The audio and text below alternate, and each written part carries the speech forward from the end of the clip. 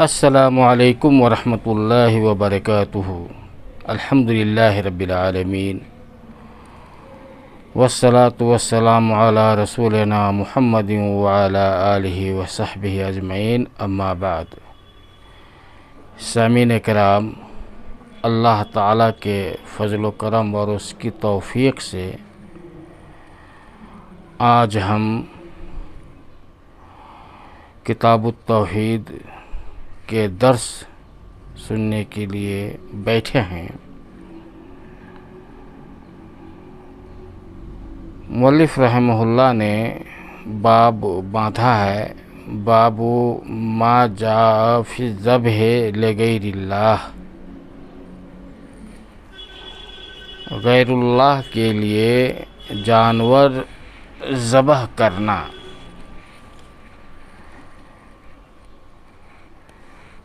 غیر اللہ کے لیے ذبح کرنے کی شدید وعید ہے، اور وہ یہ کہ یہ اللہ عز و جل کے ساتھ شرک ہے۔ ذبح سے مراد خون بہانا ہے۔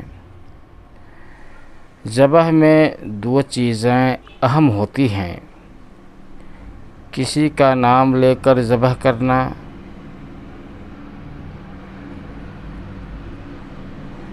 اور دوسری چیز کسی کا قرب حاصل کرنے کے لیے ذبح کرنا۔ پہلی صورت میں اصل چیز نام ہے اور دوسری صورت میں قصد اور ارادہ ہے۔ دراصل جانور ذبح کرتے وقت جس کا نام لیا جائے اس سے استعانت اور مدد مقصود ہوتی ہے۔ مثلا اگر آپ بسم اللہ کہیں گے تو اس کا مطلب یہ ہوگا کہ میں اللہ کے نام سے مدد حاصل کرتے ہوئے اور اسے متبرک سمجھتے ہوئے ذبح کرتا ہوں۔ رہی بات قصد اور ارادہ کی، تو یہ عبودیت اور بندگی کے اظہار کی ایک صورت ہے۔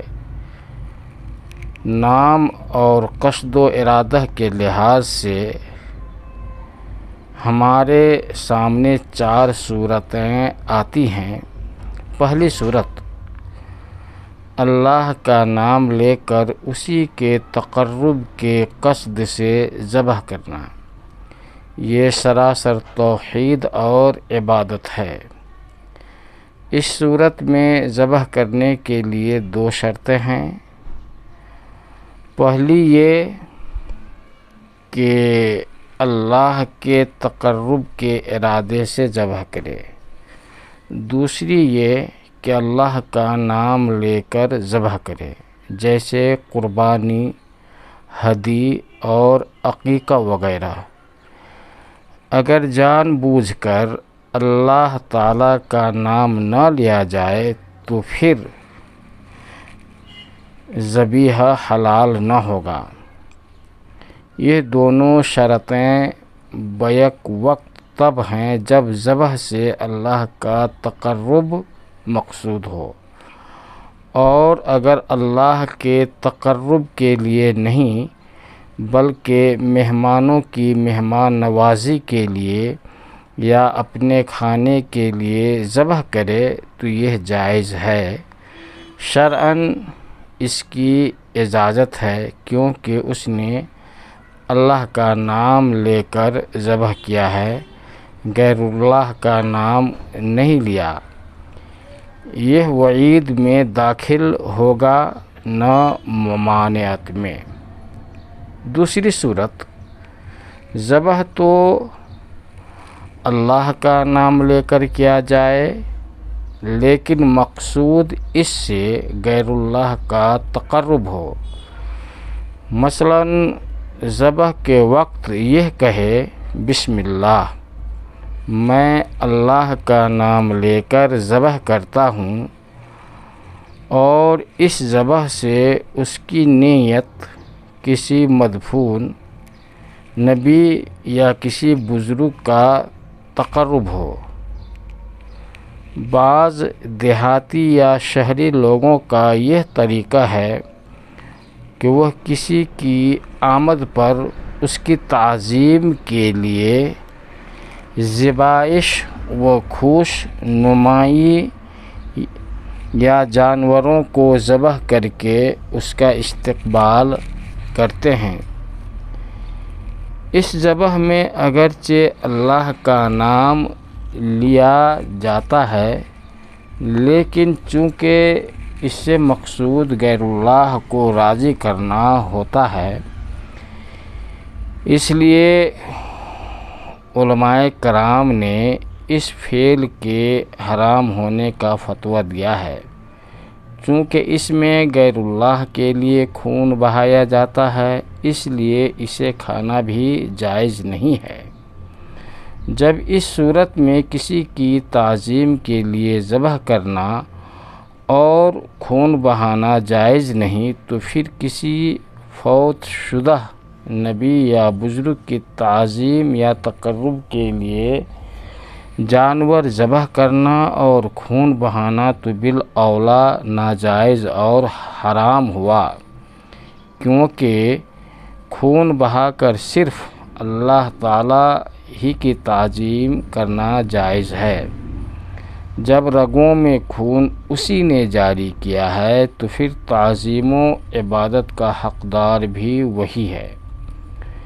تیسری صورت، ذبح غیر اللہ کا نام لے کر کیا جائے اور اس سے مقصود بھی غیر اللہ کا تقرب ہی ہو، مثلاً بسم المسیح کہہ کر ذبح کرے اور تقرب بھی مسیح ہی کا مقصود ہو۔ یہ بہت بڑا شرک ہے، شرک فی الاستعانت بھی اور شرک فی العبادت بھی۔ اسی طرح بدوی، حسین، زینب، عید روس، عبد القادر جیلانی، مرغی نانی یا ان کے علاوہ وہ شخصیات جن سے لوگ عبادت اور پوجا والا معاملہ رکھتے ہیں، ان کے نام لے کر ذبح کرنے کا بھی یہی حکم ہے، کیونکہ ان کے نام لے کر ذبح کرتے وقت لوگوں کی نیت اور ارادہ ان کا تقرب ہوتا ہے۔ اس لیے یہ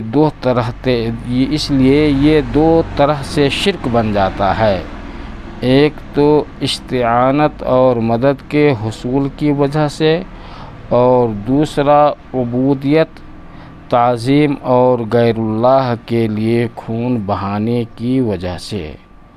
چوتھی صورت، ذبح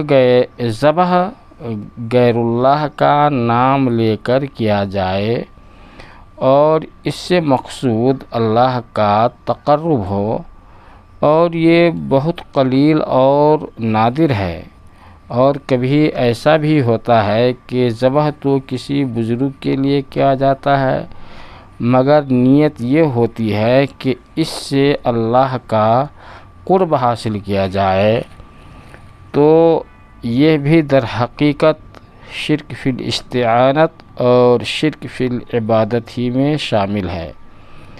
الغرض، غیر اللہ کے تقرب کے لیے ذبح کرنا عبودیت میں شرک ہے، اور غیر اللہ کا نام لے کر ذبح کرنا استعانت اور مدد کے لیے طلب میں شرک ہے۔ اسی لیے اللہ عز و جل نے فرمایا وَلَا تَأْكُلُوا مِمَّا لَمْ يَذْكُرِ اسْمُ اللَّهِ عَلَيْهِ وَإِنَّهُ لَفِسْقٌ وَإِنَّ الشَّيَاطِينَ لَيُوحُونَ إِلَىٰ أَوْلِيَائِهِمْ لِيُجَادِلُوكُمْ وَإِنْ أَطَعْتُمُوهُمْ إِنَّكُمْ لَمُشْرِكُونَ۔ اور جن جانوروں کے ذبح پر اللہ کا نام نہ لیا جائے ان میں سے کچھ نہ کھاؤ، اور بلا شبہ یہ فسق اور ناجائز ہے، اور بے شک شیاطین اپنے دوستوں کی طرف القاء کرتے ہیں تاکہ وہ تمہارے ساتھ جھگڑیں اور اگر تم نے ان کی بات مان لی تو بلا شبہ تم بھی مشرک ہو جاؤ گے۔ اللہ تعالیٰ کا ارشاد ہے، قل ان صلاتی و نسکی و محیای و مماتی للہ رب العالمین لا شریک لہ و بذالک امرت وانا اول المسلمین۔ کہہ دیجئے، بے شک میری نماز، میری قربانی، میری زندگی اور میری موت اللہ رب العالمین کے لیے ہے، اس کا کوئی شریک نہیں، اور مجھے اسی بات کا حکم دیا گیا ہے، اور میں اس کا سب سے پہلا فرما بردار ہوں۔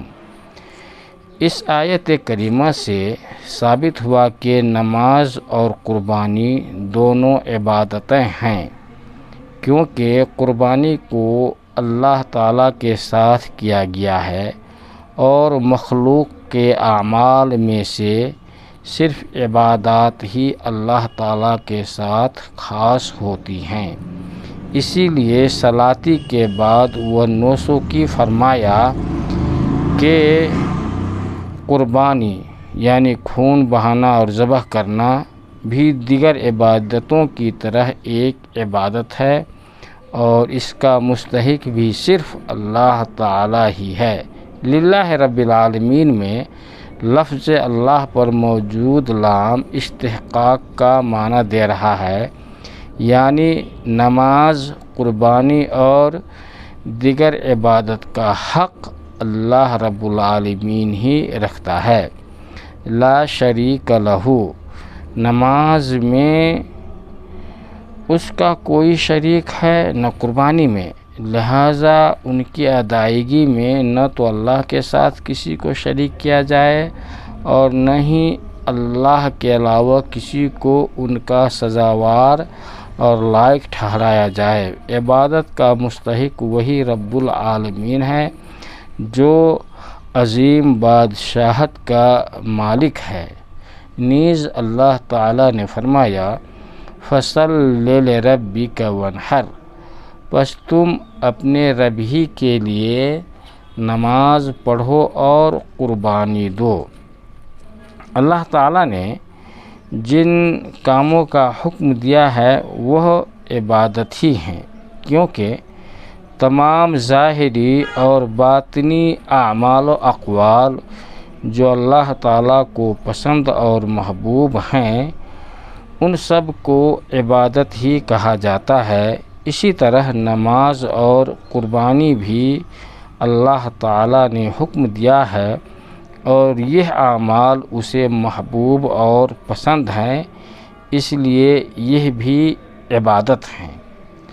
حضرت علی رضی اللہ عنہ بیان فرماتے ہیں کہ رسول اللہ صلی اللہ علیہ وسلم نے مجھے 4 باتیں ارشاد فرمائیں: لعن اللہ من ذبح لغیر اللہ، ولعن اللہ من لعن والدیہ، ولعن اللہ من آوى محدثا، ولعن اللہ من غیر منار الارض۔ رواہ مسلم۔ جو شخص غیر اللہ کے لیے جانور ذبح کرے اس پر اللہ تعالیٰ کی لعنت ہے۔ جو شخص اپنے والدین پر لعنت کرے اس پر بھی اللہ تعالیٰ کی لعنت ہے۔ جو شخص کسی بدعتی کو پناہ دے اس پر بھی اللہ تعالیٰ کی لعنت ہے، اور جو شخص حدود زمین کے نشانات کو بدلے اس پر بھی اللہ تعالیٰ کی لعنت ہے۔ اس حدیث سے ثابت ہوا کہ جو شخص غیر اللہ کے تقرب اور تعظیم کے لیے جانور ذبح کرے اس پر اللہ تعالیٰ کی لعنت ہے۔ اللہ تعالیٰ کی لعنت سے مراد اس کی رحمت سے دوری اور محرومی ہے۔ بس جس شخص پر خود اللہ تعالیٰ لعنت کرے وہ اسے اپنی خاص رحمت سے دور اور محروم کر دیتا ہے، جبکہ اس کی عام رحمت مسلمانوں، کافروں اور تمام مخلوقات کے شامل حال ہے۔ یاد رہے کہ جس گناہ پر اللہ تعالیٰ کی لعنت کی وعید ہو وہ کبیرہ گناہ ہوتا ہے، چونکہ غیر اللہ کے تقرب اور تعظیم کی خاطر ذبح کرنا شرک ہے، اس لیے اس کا ارتکاب کرنے والا اللہ تعالیٰ کی لعنت، پھٹکار اور اس کی رحمت سے دوری اور محرومی کا مستحق ٹھہرتا ہے۔